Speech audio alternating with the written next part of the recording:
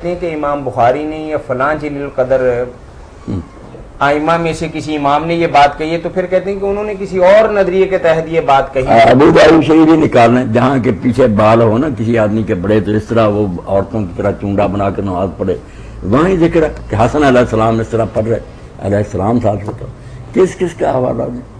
مولانا یہ جو جدید نوجوان جیسا کرتے ہیں ویسی بات کر رہے ہیں؟ ہاں میں تو کہتا ہوں السلام علیکم جی، السلام علیکم مولانا، اصل میں لوگ بھی تھوڑا سا معذور ہیں، وہ یہ سمجھتے ہیں کہ ہمارا پروگرام لائیو چل رہا ہے، ہمیں کال ملا کے پھر ٹیلی ویژن پہ آپ کو دیکھتے ہیں، جب آپ متوجہ نہیں ہوتے وہ سمجھتے ہیں کہ دوبارہ کال ملاتے ہیں۔ اب ہمارے ہاں طاہر صاحب رواج نہیں، ورنہ میں نے حدیث کی کتابوں میں دیکھا کہ عثمان علیہ السلام بھی لکھا، ابو بکر علیہ السلام بھی لکھا، عمر علیہ السلام بھی لکھا، وہ سارے میں نے نشان کیے، کچھ نہیں یہ مسئلہ ہے بھئی ہم ملتے ہیں ایک دوسرے کہتے ہیں السلام علیکم، آپ پر سلام ہو، یہی ہے۔ اتحیات میں بیٹھتے ہیں السلام علینا وعلی عباد اللہ السلام، ہم پر سلام اور اللہ کے نیک میں، کوئی نہیں یہ باتیں شرارتی لوگوں کی، کچھ نہیں ہے ان میں۔ جی بھائی نے لکھا ہے آپ نے ابھی اللہ تعالیٰ کے حوالے سے بات کی ہے تو انہوں نے اسی کی تھوڑی وضاحت کی ہے اور ایک جگہ کا حوالہ بھی دیا ہے۔ بھائی کہتے ہیں کہ ملازمت کے دوران سرگودا جاتے وقت جب ربوہ سے گزرتے تھے تو وہاں ایک لمبی دیوار پر لکھا ہوا نظر آتا تھا کہ اللہ تعالیٰ کہنے میں بڑی برکت ہے۔ اس سے معلوم ہوتا ہے کہ اللہ کے نام کے ساتھ لگاتے وقت اگر اللہ تعالیٰ کہیں تو زیادہ مناسب ہے، تو آپ کے خیال میں کیا ہے؟ نہیں کوئی بات نہیں، انہوں نے کیا کہنا، ہم بھی کہتے ہیں علماء بھی لکھتے ہیں، اگر کہیں اللہ سبحانہ و تعالی، اللہ عز و جل تو اچھی بات ہے، مگر حکم نہیں ہمیں یہ کہنے کا رسولہ پر درود بھیجنے کا ہو، بات یہ۔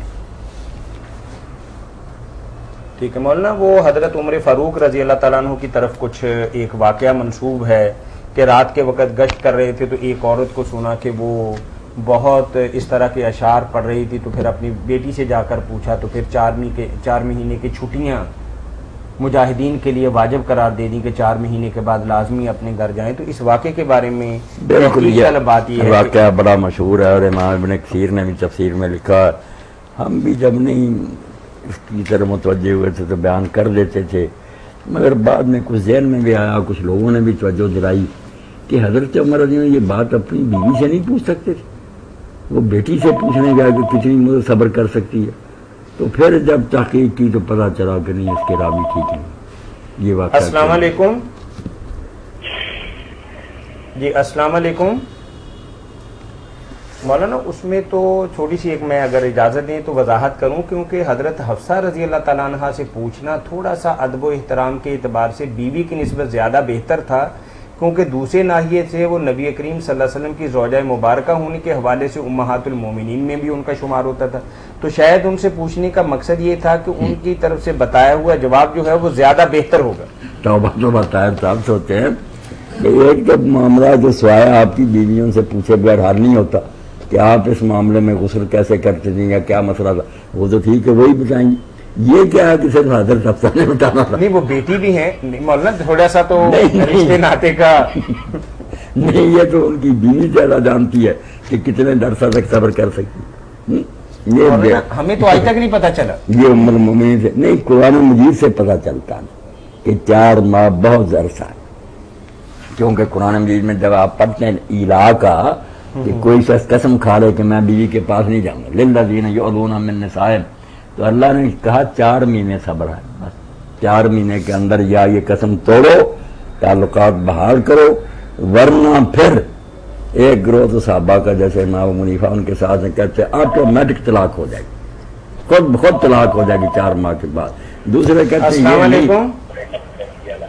جی، السلام علیکم وعلیکم السلام جی، یہ فتاوا سے بات کر رہے ہیں جی، بات کر رہے ہیں بھائی، آپ سے بات کر رہے ہیں،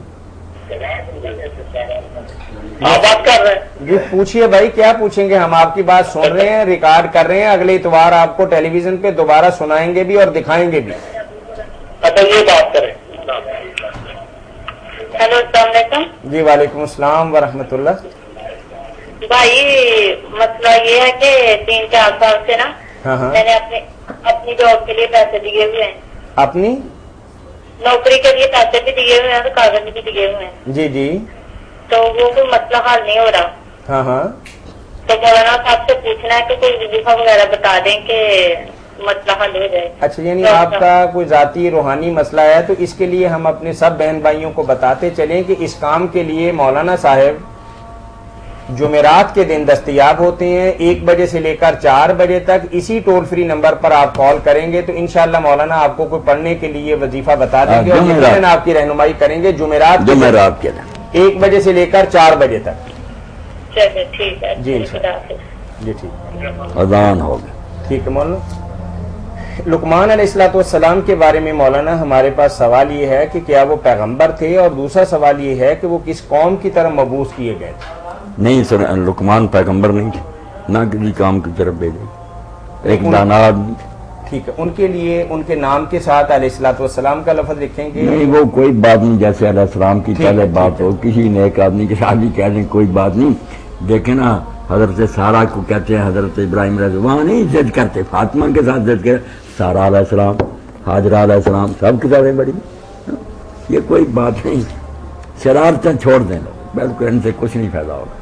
ठीक है मौलाना, 2-3 सवालात हैं, चलें इसको निपटा लेते हैं। चलो, तो एक भाई सवाल करते हैं कि एक आदमी बार बार इरादी और गैर इरादी तौर पर 2-4 दिन बाद अपनी बीवी को कहता है कि मैंने तुम्हें तलाक दी, और फिर रहता उसी के साथ है, और इस तरीके से वो मेरा ख्याल दर्जनों नहीं सैकड़ों तलाकें दे चुका है, तो उसके बारे में शरीयत का क्या हुक्म है? उसके बारे में शरीयत का क्या हुक्म होगा? वो भी और उसकी बीवी दोनों जो है ना, वो अब इस हद से पार हो गए कि उनको कोई मसला बताया जाए। चले जो लोग वो अपनी जिंदगी गुजारे आराम से, ना तलाक देने वाले को पता है कि क्या कहता हूं, ना उसको पता क्या फतवा ऐसे लोगों ने। ये मरफूर कलम इनको कहना चाहिए कि फरिश्तों ने भी कलम उठा लिया, इनका कुछ नहीं लिखता। कोई अकल होश वाला तो उसको ऐसी क़यामत के रोज कह देते हैं फिर इकट्ठे रहते। नहीं, ये कोई नहीं बात, वो खैर है, बेचारे अल्लाह उन्हें माफ करेगा। जिस दिन हमारे पास आए हमने लेकर दी ना तलाक, उस दिन तलाक, ये बेचारे कुछ नहीं बोले बाले।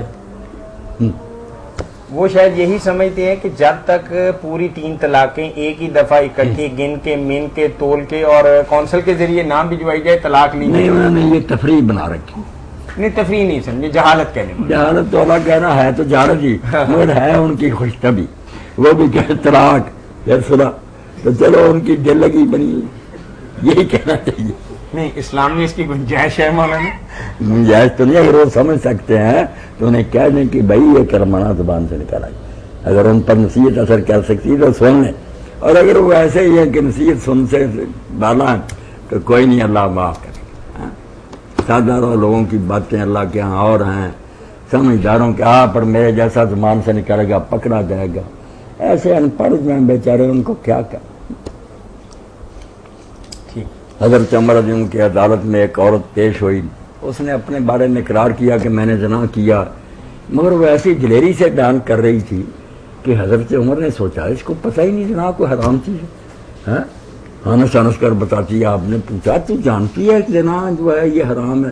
तो उसने कहा मुझे तो कोई पता नहीं कि ये बुरी बात, पर मैं जा माफ़ किया, तुझे कोई सजा नहीं देंगे। इकरार के बावजूद पता चला कि इस बेचारी को ये पता ही नहीं कि ये कोई हराम काम है। दीन हिकमत पर खामखा डंडा नहीं चला। किसी अमल के बारे में अगर जहालत हो तो क्या उससे मतलब, हाँ, साबित अगर हो जाए कि ये बेचारा इसको नहीं जानता कि ये हराम है, उसको सजा नहीं दी जाए। जाहिलों को क्या सजा दी जाए? ठीक है। हैकले सुलेमानी की हकीकत क्या है, इसके बारे में थोड़ी वजाहत फरमा दें, शायद ये आखिरी सवाल होगी। सवाल तो खत्म ही नहीं होंगे, आप शुरू करते नहीं पौने। हाँ, इंशाल्लाह। अब 10 मिनट वो आज आप ही के मेहमान आए थे जिन्हें निपटा रहे थे। तो आ गए थे। अब मेरा मेहमान तो सामने आया बैठा, जो बड़ी देर से मफरूर था, शेखुल इस्लाम राज काबू आ गया।